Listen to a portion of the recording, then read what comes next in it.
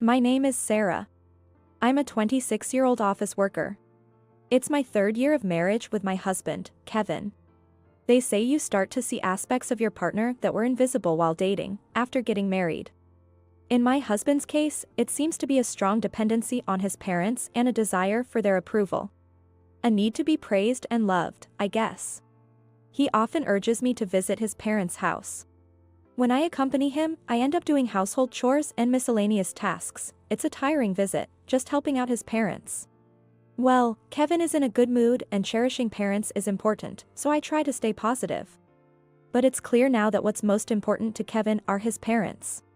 This realization hit me after a call from my mom. It was a Friday evening, just before we were planning to visit Kevin's parents the next day. Your dad has been diagnosed with cancer. What?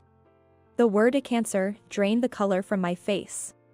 I learned that blood was found in his stool during a medical checkup at work and further tests at the hospital confirmed it. After a colonoscopy, they found cancer in his colon. I was shaking, unable to think of anything but the worst. My father had never been sick, aside from the common cold, so my mother was understandably worried. I was asked if I could come home, and after hanging up, I immediately went to talk to Kevin. But his reaction was the complete opposite of what I expected. What? Going to your family's place now? Weren't we supposed to drive my mom around tomorrow? You can't just cancel plans like that. Kevin, completely unconcerned about my father, just grumbled about tomorrow's plans. Your mother-in-law's ride. Why don't you do it? My father has cancer, and you're worried about a ride? Are you out of your mind? I blurted out in my rush to get home, which clearly annoyed him. Kevin, who had been happily preparing for the visit, snapped, "The crazy one is you. I'm just doing a favor my dad asked for. There's no way I can say it's impossible now. I'm sure his father's favor was just helping in the garden.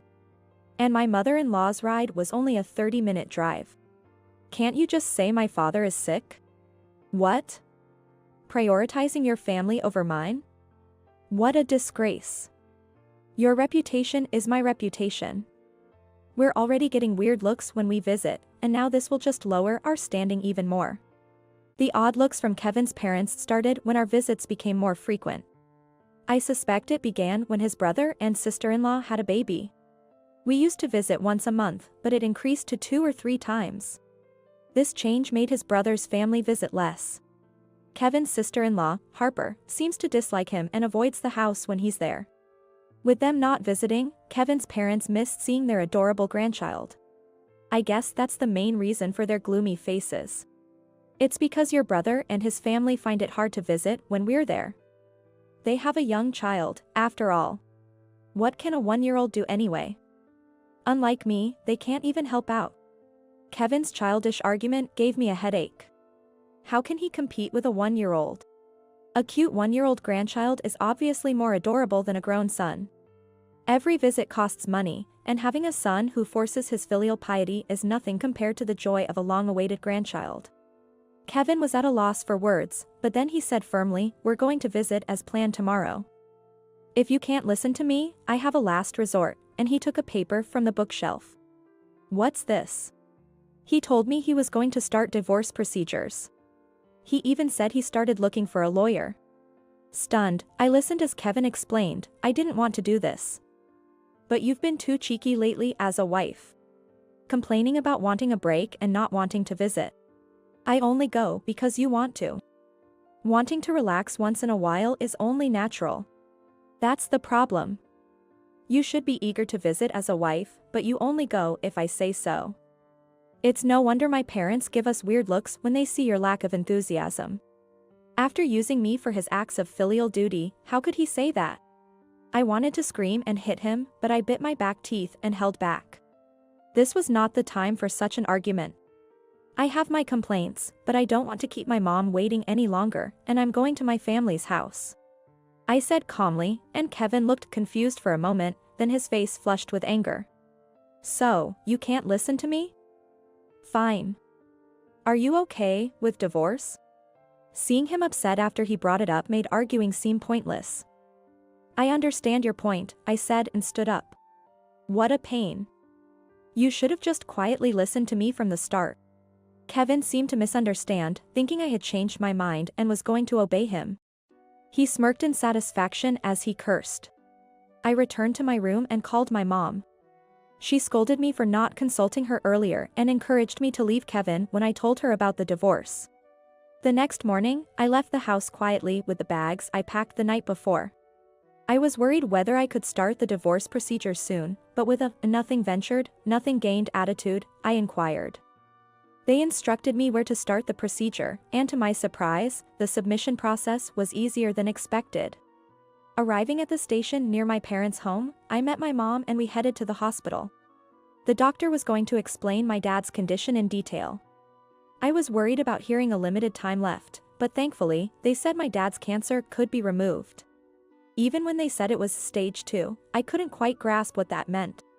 He can be discharged about 10 days after the surgery. My mother and I breathed a sigh of relief. When I told my dad about the divorce, he cursed and said, "That darn jerk." When my mom flattered him, saying, "Thanks to you, we realized what a jerk he is early on," he seemed to calm down. "I'll be living at your home, so I'll come visit you again," I said and left the hospital. Back home, I realized I had left my phone off. Ignoring any calls from my ex-husband, I opened a message from my sister-in-law, Harper. It started with her worrying about my health and mentioned that plans to choose birthday gifts for my mother-in-law and her son were interrupted by my ex. I didn't want to admit it, but it seems my ex was seriously jealous of a 1-year-old boy.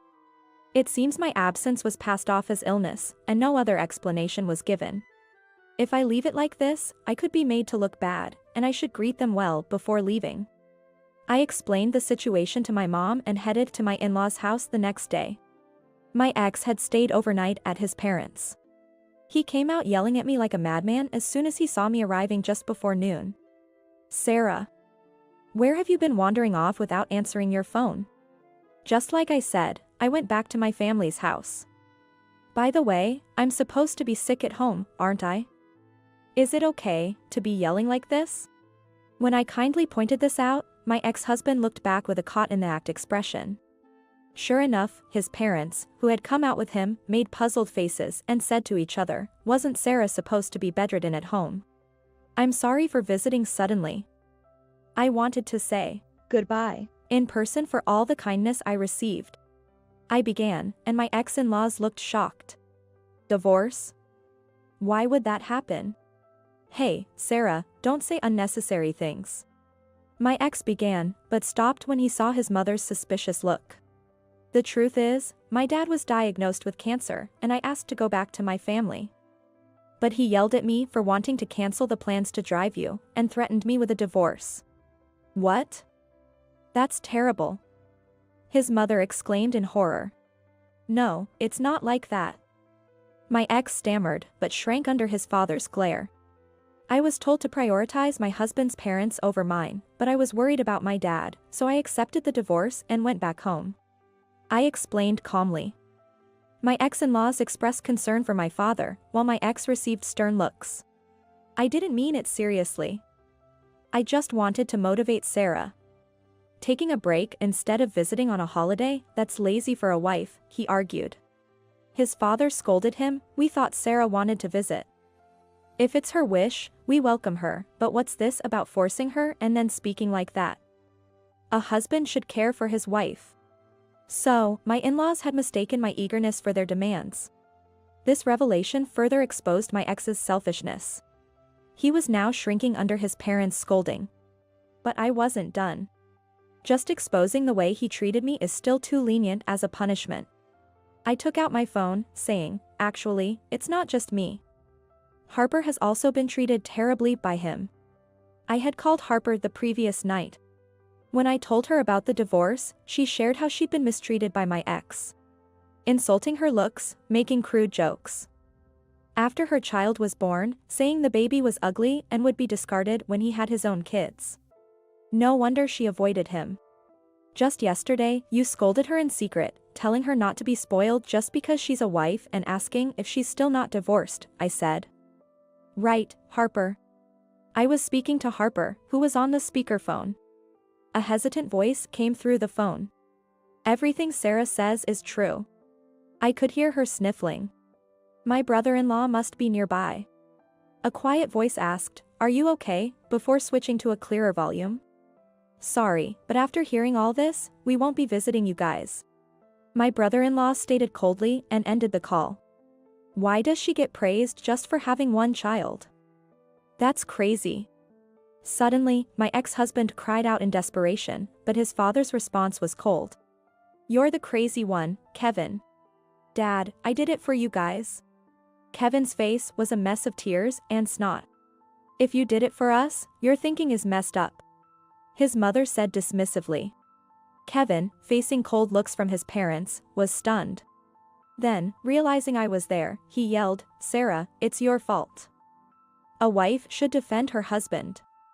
And you spilled everything." Spitting while he yelled, I informed him, "The divorce papers have been filed, we're strangers now." He blinked, seemingly comprehending the situation, his face turning pale as he lost his words. No one was there to help him anymore. I said goodbye to my former in-laws and left. As expected, Kevin was kicked out of his parents' house. After his parents, his new dependency was apparently a female coworker. He persistently followed her, trying to get her attention, and ended up being labeled a stalker and fired from the company. Unable to afford his apartment, he moved to a shabby one and lived a lonely life.